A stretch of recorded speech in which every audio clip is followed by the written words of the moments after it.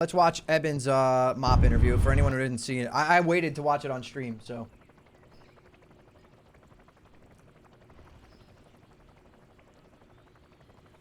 Let's see. Get that up. Okay. Let's pull it up. Let's mute the sound of WoW real quick. Apparently they're going to be doing some cool stuff with mop, right? So let's see how cool. If we go like that.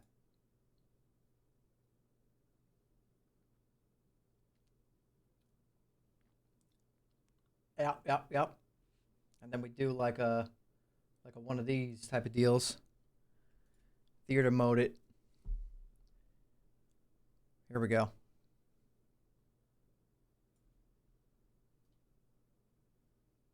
Perfect. Fits perfect on the screen. Boom. All right. Let's give her a watch. Hello, I'm Aiden. People know me as Irene. I'm a game designer on World of Warcraft Classic, and I work on systems. For us on the system side of things, it's really class, PvE, PvP, reputations, things like that. It's essentially everything for us except for quests and encounters. And hey, everybody, I'm Clay Stone, Associate Production Director on WoW Classic. I guide the production efforts of the team and also the overall roadmap and where we're heading on all the amazing things on the Classic WoW front. Very excited to be talking about Mists of Pandaria Classic with you today. Absolutely. So I know we don't have much time, so I'm going to dive right into the very first question, which is Mists of Pandaria Classic has a lot of changes compared to previous Classic experiences. What was the reasoning behind pushing for so many changes in Mists of Pandaria Classic compared to, say, previous expansions? So I like to use a little bit of an analogy here where there's been studies where if you go into an airplane and you eat the same food, it's going to taste different, right? You're at a different altitude, taste buds adjust a little bit. When people say like their favorite flavor of a classic is vanilla or favorite flavor of World of Warcraft is vanilla, we're trying to make that vanilla or that, I guess in this case, Mists of Pandaria taste the same, but in a different environment. So people are older, people have played, the original Mists of Pandaria, they might have, different recollections of it. What we want to do is we're trying to get the feeling of original Mists of Pandaria back, and we know around our current players that they're going to taste things a little differently. So they might need a little extra spice. They might need some salt or some sugar in there to make it taste the same, but in a different environment. So that's really what we're trying to do here is give the authentic Mists of Pandaria experience that you can get in this context of this is Classic, we're playing on the final balance patch, and you're starting from the beginning. So Classic in and of itself is essentially never an exact retelling of things because we haven't done progressive servers like that. We want to give you this experience with all of the tuned up systems, all of the things they eventually came to as designers and developers back in the day of what a system should look like, and give you that from the start and try to polish that. So Mists of Pandaria, we felt was a really great opportunity for diving in on something where people really was regarded for its PvP and PvE class design. So from a system side of things, we were like, this is a great opportunity to look at this thing that's really crafted in a way that people adore. And if there are some edges to it that maybe there's some Mandela effect of this was remembered a little bit differently in class balance, we can actually shore that up and now be like, okay, well, all healers are playable, all tanks are playable, all DPS. Yo, the Desolate. So I didn't play much Kata, but the amount of changes and shit that they've made in MoP is massive compared to, like, did they do any changes like this in Kata at all throughout the whole thing? Like any kind of class balancing, or was it identical to how it was in final patch of the original, bro? Should be playable. And up, we Nate? feel like that comes off better to our contemporary player base in 2025. There's so much, we're so fortunate that the base of Mists of Pandaria is so beloved as it is. And as Aiden mentioned, typically with these, we start from that final patch and then work backwards to. So this is the first time they've done it. That's what I thought too, and that's why I think this is so much more hype than Kata, in my opinion. Like, everyone seems to be really extremely amped up about this, and I feel like that's part of the reason, to be honest, bro. I think it is, like, playing a different version, like MoP is still MoP, but you're playing a different version with changes and shit is going to be sick. Bring it into a state that it's like players remember it.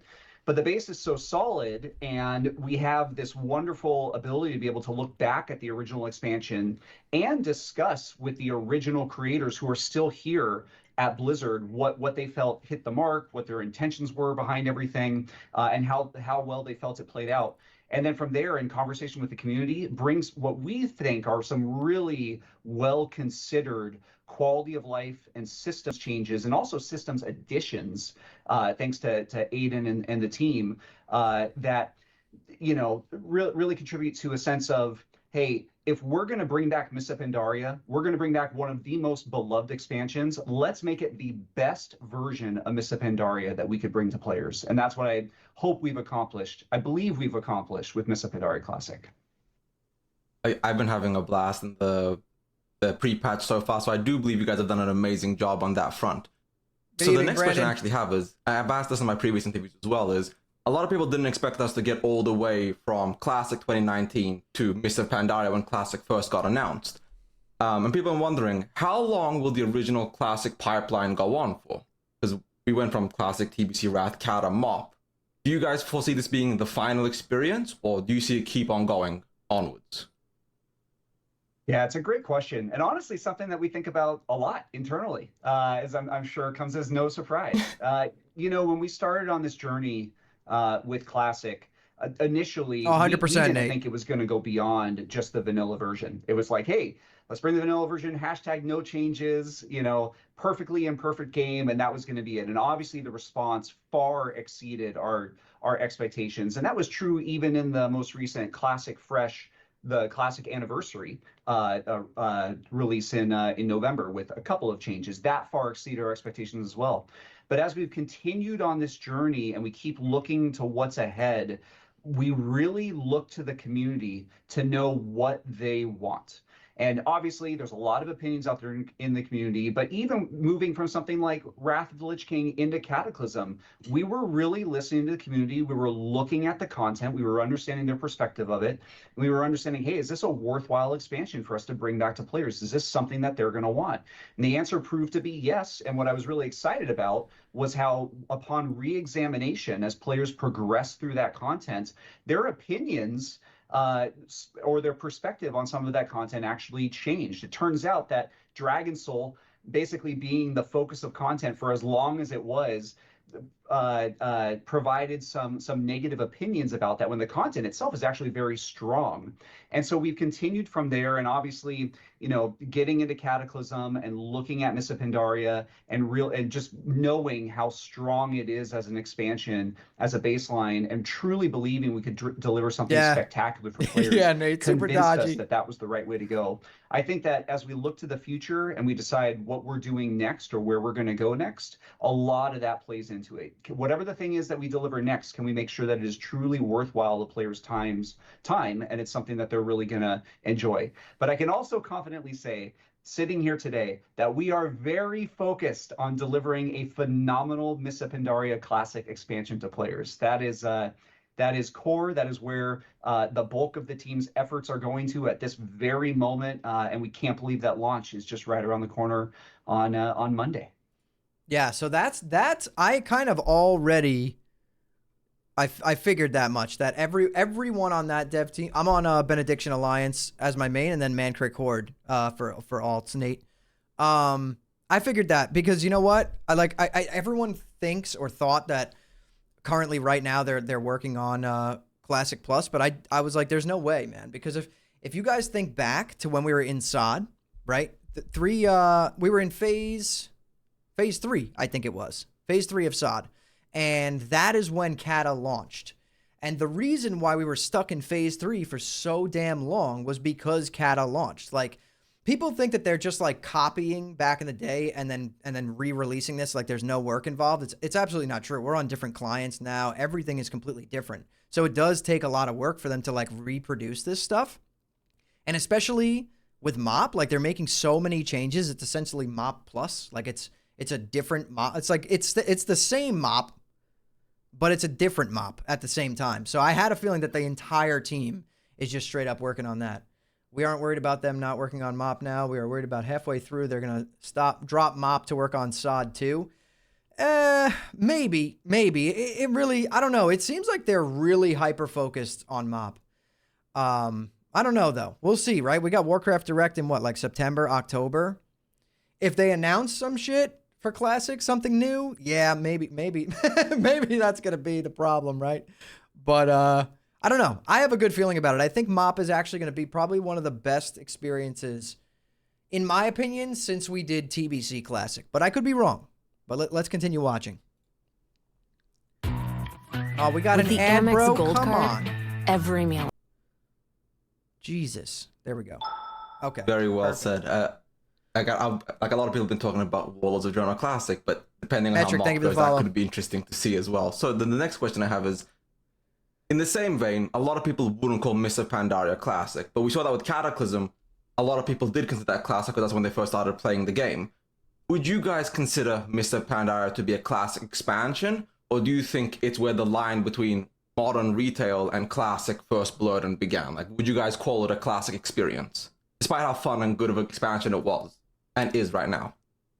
So I think that this is a little bit of a debate that I'm probably on a weird side of, because I really just consider Classic a version of a game where people have fond memories of it and nostalgia. And I think that Mists of Pandaria still falls under that category. Not saying that the systems didn't change to a point where it might be closer to, mainline or retail than it is to vanilla. Not saying that. I'm saying that I usually consider Classic as the feelings behind it, the memories behind it, or the way that people interact with each other socially is really what makes Classic to me. Yeah, I agree. I agree with him, dude. Like literally, people make the argument that Classic, these aren't Classic versions of WoW because they're not the original trilogy. But I think Classic is like different to everybody. Classic is just kind of like a remastered relaunch of that version of the game, right? Essentially, we could have fucking Shadowlands Classic in like 2 years. You know what I mean? 3 years maybe. It's possible. I probably wouldn't play it, even if I got paid to play it. I don't think I'd play it. But I agree with what he's saying. Like Classic doesn't necessarily mean the original trilogy. They might be right in between, right in that middle area. And I think a lot of players focus on the systems, as this now gameplay wise feels more like mainline than it does for vanilla or vice versa. But I do really feel like this still feels like a nostalgic experience to me and to a lot of players. So I still feel like this is a Classic game. Very well put. So the next one is, this is something I've seen a lot online, is that people think going from an expansion to the next one is as simple as just pushing a button. Launch Mist of Pandaria, launch Cataclysm. Can you walk us through a bit of the back end on what, say, moving from Cataclysm to Mist of Pandaria is like? Because I don't think it's just hitting a button, launch expansion. Yeah, absolutely. And you are correct on that. There is something, I don't want to get too technical, but there is something called the data conversion process. And we actually talked about it in the BlizzCon talk back in, it's either 2017 or 2018. But it is this enormous effort by our Classic engineers to take all of the original data as it existed in 5.4.8 in this case, and put it through a very lengthy, months-long process to repurpose it and make it workable and runnable on a more modern code base. And then even after all of that's done, then we essentially open this box and we're able to see, okay, here's where we're starting from. And most of the time, it's not anything near anything that we would ship. It requires then months and months of work on top of that to rework the game and rebuild the game into a state, not only where it's playable, but where we want it to be from the start of the expansion.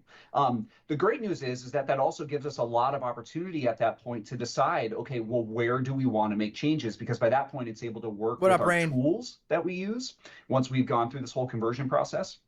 And then, of course, after that, we decide what kind of changes we want to make, any feature additions that we want to do. We then work through a really, intensive development process to get it ready for players. And then, of course, start announcing some of those things, get it ready for a beta, and then run through a very intense PTR and beta period of time where players are able to jump in into the content in either a pre-patch state or a launch state, provide feedback, and we're able to make adjustments from there. But just something like the Veil of Eternal Blossoms. We are so proud that we're able to bring back the Veil of Eternal Blossoms for the first time since it was originally introduced in its original incarnation. Because as folks know, the only version of it that currently exists in the modern game is the final destroyed state from Siege of Orgrimmar. And we've actually brought it back to its original pristine state for the start of Mists of Pandaria Classic. That required almost like an additional few mini versions of this data conversion process, because we had to convert the data from each of the separate patches to then put it back into its original state and allow it to be able to progress over the life of the expansion. So That's cool. I'm just very excited. One of the things I'm most excited for is to be able to go revisit the Veil back as it originally existed and see it progress throughout the expansion. That's kind of cool to see, but I'm surprised it takes that much effort. Like, I know as developers it takes a lot more time, but that much effort was kind of surprising.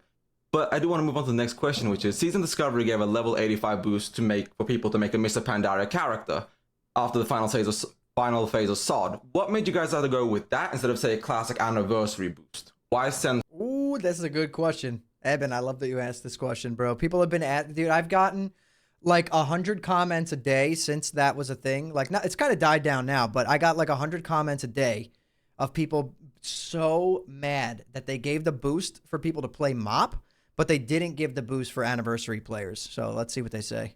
I'm curious. The Mists of Pandaria instead of, say, anniversary.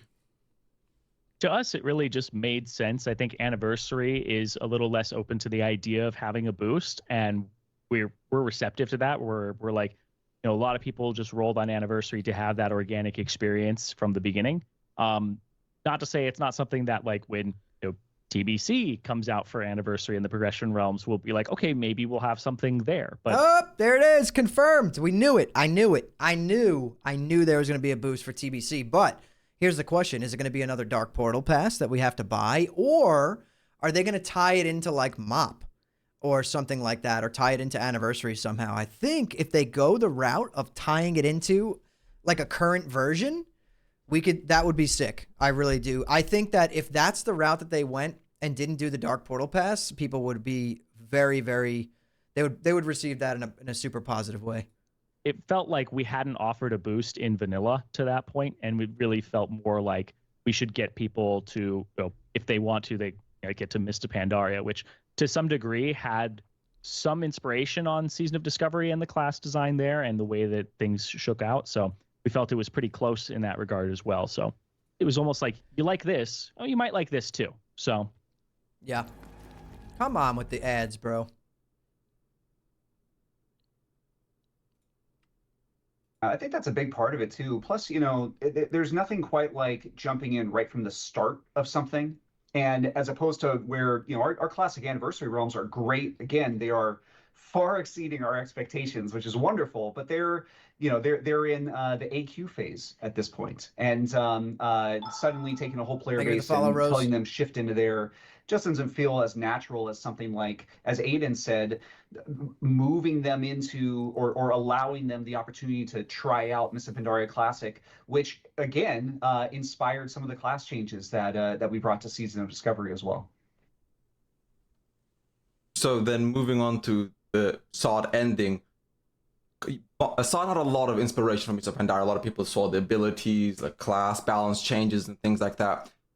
Is Season of Discovery, is MOP like the continuation of SOD in you guys' opinion, or is MOP like a side project where SOD was its own separate thing? Or would you guys consider SOD to be part of the pipeline to classic progression? Yeah, that's a good question. You know, when it comes to Season of Discovery, it has been a phenomenal opportunity for us to experiment with a whole bunch of things in the classic vanilla space and try things out. I think that similar to what we just mentioned, asking those players to then go back to a less changes version and go into anniversary didn't feel super natural. And again, allowing them or giving them a great opportunity to jump in right from the start of MOP, particularly for any of those players who are extremely enthusiastic, let's say, about vanilla, TBC, and Wrath, but maybe haven't experienced much of Cataclysm, or in this case, Mists of Pandaria. You know, it's amazing. Yeah. I'm maining my main's Alliance on Benediction, Jamie. And then I have an alt on Mancrick to mess around with Scotty and his guild when we link up later on. Amazing, again, going back and re-examining these expansions, just how much time can change your perspective of something or the flavor of something, as Aiden hinted at in his analogy, that just encouraging those players to be able to do that, we think is a great opportunity. When we think of Season of Discovery, the wonderful part about it is we have no plans on shutting down those realms. We want players to be able to continue to play their characters, and we're continuing to support those realms. We did mention that we are winding down on the new content development for them, but they will continue to exist. That does make sense. And this is like a side tangent on Sod as a question. Medina, What was the chances we did get a Phase 9? Did you guys get very far in the development process, or was it very much a Phase 8 and then that was it? We knew that was ending right there. Yeah, it's a good question as well. I mean, I can say that when we were heading in to that final phase, we knew internally that was going to be a big phase for us, and that was going to be an amazing sort of capstone to this whole journey that we've been on for all these months. And I think we mentioned it maybe in one of our videos, but we actually increased the size of that final phase. yeah, I gotta say, Mega Eben is asking some good questions in here, bro. He did a good one. These are some banger questions. He's kind of putting the devs on the spot. I respect it big time. We, got into Cares and Crypts, and we saw that phenomenal response to that. It's like, hey, let's go even bigger. Let's really push ourselves. So I don't think we got much further beyond that as far as any general discussions about what something would look like beyond that. Although I will say we certainly had plenty of ideas of additional things that we could do or could have done or could potentially do one day in that space that that we may be holding on to for the future. But as far as actual development being done for it, we were pretty much focused on that being the final phase. That makes perfect sense. So this is about Mr. Rose was just advertising like a graphic business or something. Yeah, fighter, Nate. Fighter. Pandaria. What is the current estimated length for Mr. Pandaria Classic? We know Vanilla was rather long, but Cataclysm was about 15 months. How long do you expect Mr. Pandaria to really be on that time scale? Will it be 15 months? Will it be 18? Do you guys have like a roadmap in mind for how long you guys plan on dragging Mr. Pandaria out for? Yeah, another good question. When we think about each of these classic expansions, we've had the phenomenal opportunity to be able to move faster than the original team did and the original games did. And I think that's been true of each of our expansions, if not entirely one-to-one, then certainly a little bit faster. Cataclysm probably being the biggest outlier of them all in terms of us moving quickly through that content. When it comes to Mists of Pandaria Classic, we actually think that one of the best parts of the original Mists of Pandaria was its content pacing. We think that the original team nailed it, and I think a lot of players would agree with us that the original content pacing for MoP is peak. It's perfect. I mean, if we get into WoD though, that's where we'll have to have some changes, right? Content was very well paced as far as when the patches came out in relation to each other, including the non-raid tier patches that happened between the start and Throne of Thunder and Siege of Orgrimmar, just to continuously provide great content to players. So much so to the point that I don't think there is any chance we could move any faster than that original team did. We might be able to find ways, but I think we'd want to be really careful about it and about overloading players with too much to do or moving too quickly. If you think it might rain later, then all you... These ads, bro, they're getting me every time.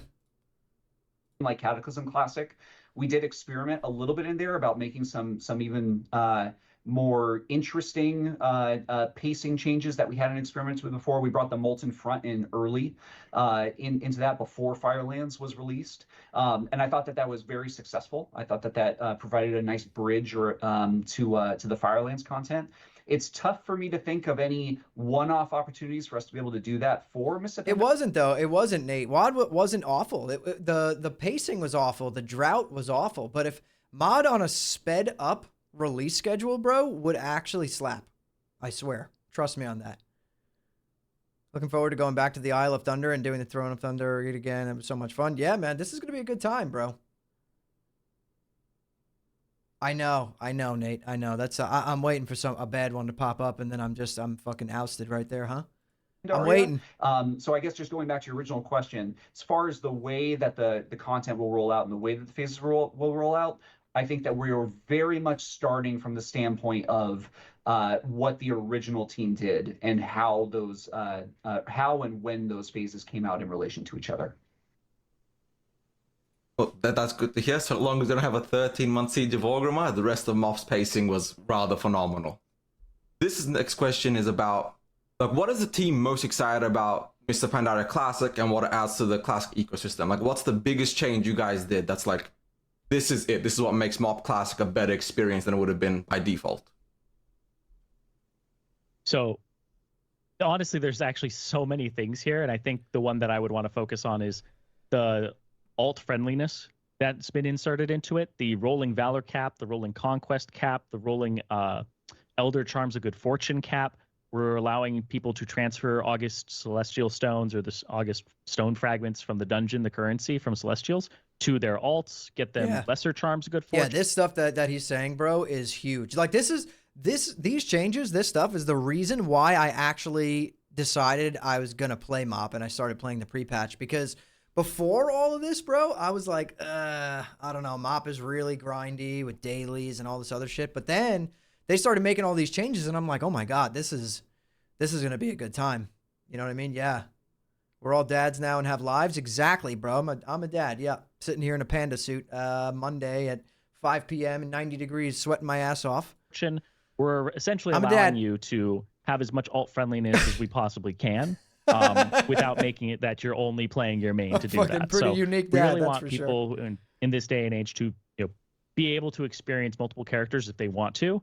And the original Mists of Pandaria felt like it had some mechanics that were almost anti-late, where if you showed up late, you can't really catch up in Conquest, you can't really catch up in Valor.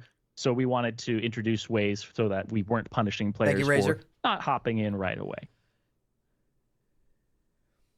Gosh, that was great. I can add, we could talk about this the entire time. Unfortunately, I mean, there's the other examples of the alt friendliness, like allowing alts to fly right from the start as soon as your main reaches max level. The PvP changes that we made, allowing Gladiator and Rank 1 titles back in 2v2s and 5v5s. Updating the reward recipient amounts for PvP seasons, capping PvE gear when you enter instance PvP content. All the work that Aiden and the team did on attacking pre-pull shenanigans and stuff. I mean, there's really a lot to be excited about when it comes to the changes that we've been able to make in partnership with the community for Mists of Pandaria Classic. The alt friendliness is something that I'm looking forward to myself, because I want to try out a bunch of. I'm good, Razor. You wanted to call me Poe? Dude, you could call me Poe for the rest of the day. I'll be Poe today. I'm good, man. I'm good. How are you? Different classes now that the meta's shifted. So this next question is, you guys added a bunch of really cool things like the alt friendliness. Was there something you guys wanted to add to the game, but just couldn't fit into the development cycle? Like, is there something you wish you had more time that you could have added into Mr. Pandaria Classic? Jesus, dude. How many ads am I getting here? Evan, what the hell are you doing, bro? You're killing me. I do. So I want to preface this a little bit by saying, like, I think that one of the reasons that we didn't do this is because we want to do it right if we were going to do it, and that's finish Dark Apotheosis. The Warlock tanking spec, it was not completed in original Mists of Pandaria, and it felt like it was just right out of reach of what we were comfortable with, because we could do it where we just make the taunt work on bosses and like insert a few things here or there, but it really felt like to do it right, we would have to introduce a fourth Warlock spec with a fourth selection, add all of that backend that is involved in having a tank selection there. Because having a DPS be able to queue as a tank is like a completely different thing too. So in Mists of Pandaria, it really is like whatever spec you have, you're locked into. This is a damage spec. This is a healing spec. This is a tank one. And the game does a lot of that for you. So we really wanted to, if we were going to tackle Dark Apotheosis, do it in a way that felt right for players and felt like we weren't just doing it halfway. Because I think we got a little bit of that in Season of Discovery when we touched things like Shockedin, and we didn't really have the way to do it right at the time. And we felt like doing it halfway for our players just created almost as many problems as actually solve or not touching it at all. So here we're like, we're going to bide our time. We're going to think about it. We're going to look at it. And Dark Apotheosis is just right outside of where we're comfortable with working with right now, because we want it to be good if we do touch it. This is a slight question, like a quick answer. How close was Warlock Tank to be finished in Mists of Pandaria? Like, how much work was left? Are you asking like a day estimate or like a like just in regards, how much did the original devs get done? So there are things that exist, like I believe there is a Vengeance that is spell power that is in the files and does work like the original Vengeance, and I believe it was on the Siege of Orgrimmar beta for a little bit of time, but then it just wasn't finished, and it got pulled. So there are small things like that that are like scattered here and there, but it looks like it had a few more leaps to go. And like I was saying, I think one of the other complications was, how do you get this to actually be able to queue as a tank or be considered a tank when you are in Dark Apotheosis, aside from doing like things in Cataclysm or before there where you have to script everything to be like, treat this person specifically if they have this buff as a tank. Don't treat them as a DPS. So that, I think they were a bit of a ways off. I would say if they had actually dedicated like resources to it, it would have taken maybe 2 phases or a phase more to really get it to a place where they felt comfortable with it. But yeah, it looks like it's almost there, but it's, like I said, just right out of the comfort zone for us. That does make sense. So I only have time for 2 more questions left. The first one I'm going to ask is, have you guys got anything you'd like to share that I haven't asked about? It's a great question. I think, I mean, just in general, something I'm excited about that we haven't spent too much time talking about are just the extensive class changes and class balancing that the team has done. Just going a little bit more into it, the way that the class has changed over the life of Mists of Pandaria was substantial. I mean, very phase to phase and fairly often, to the point that when we looked at that 5.4.8 patch, some of the classes in 5.4.8, because the original team developed 5.4.8 in such close proximity to the very first Warlords of Draenor patch, they actually left some of the classes in a slightly unfinished state and then didn't quite make those changes until the very beginning of Warlords of Draenor, again, because they were so close to it. But it meant that for us, if we had left everything in that 5.4.8 state, some of the classes definitely would have felt unsatisfied or unsatisfying to play, and we really want there to be no bad choice. We want every class to feel fun through the life of the expansion. So yeah, that's the big thing with me with MoP that I noticed throughout the pre-patch now is that pretty much you can play whatever the hell you want, man. Like literally whatever you want, and it seems like every class is viable in some way. Like there is nothing where it's like, oh, I want to play this, and people are gonna be like, no, that's terrible, you can't come. You know what I mean? Like it feels good that they're kind of making everything viable. It's kind of, some players bring the player, not the class. We did things like buff warlocks at the very beginning of MoP Classic because they know what warlocks play like at the very end. But shaking up that meta, I hope that we've given an indication of our commitment to continue to monitor these classes over the life of the expansion. And we have already gotten way far in advance knowledge of what we plan to do for some of these classes as the phases continue to really continue to keep them in a great spot throughout the life of Mists of Pandaria Classic. I'm very excited for that. There's a whole bunch of classes that I want to try as a result. The same, I'm there on you. So the very last question I have is, I know you guys can't say much about this, but Classic Plus, there's been a lot of teasers, a lot of conversation. Is there any event we can look forward to? Anything you guys can share at all about that?